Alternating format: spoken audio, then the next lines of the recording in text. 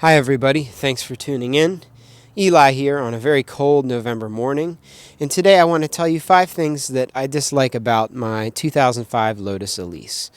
Now before I get started, I absolutely love this car, and all of these are just very, very small gripes. None of them really ruin the experience for me, and I'm happy to live with them to enjoy all of the great things that the car has to offer. My first gripe is the access to the trunk. Now the only way to open the rear hatch is using the key. There is no release inside the cabin.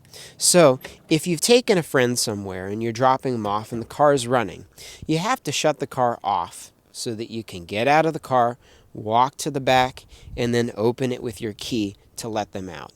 This isn't a big gripe, but it's been inconvenient at times. Number 2 is the shifter housing. It's plasticky, it's cheap feeling, and it likes to wiggle around when you're shifting through the gears.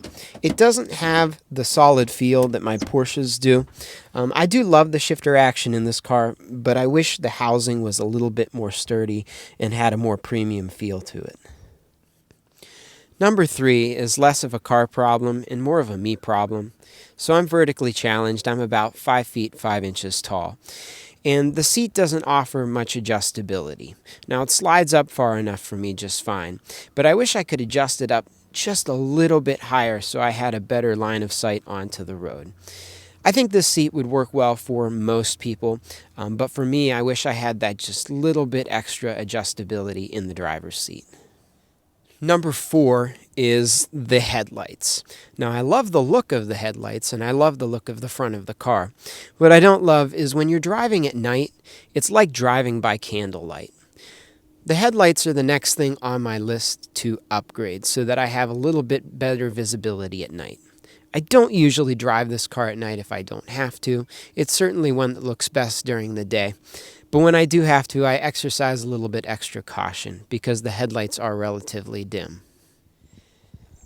And finally, number 5 is the noise. Now, I've made this a little bit worse by putting a Larini exhaust on it, and I love the way that the car sounds.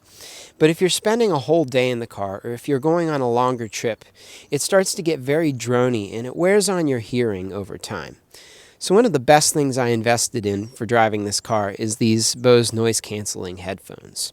Anytime I'm headed to a show that's far away, or I'm on a real long drive, or I'm going to be spending an extended amount of time in the car, I make sure to bring these with me so they don't wear on my hearing over time.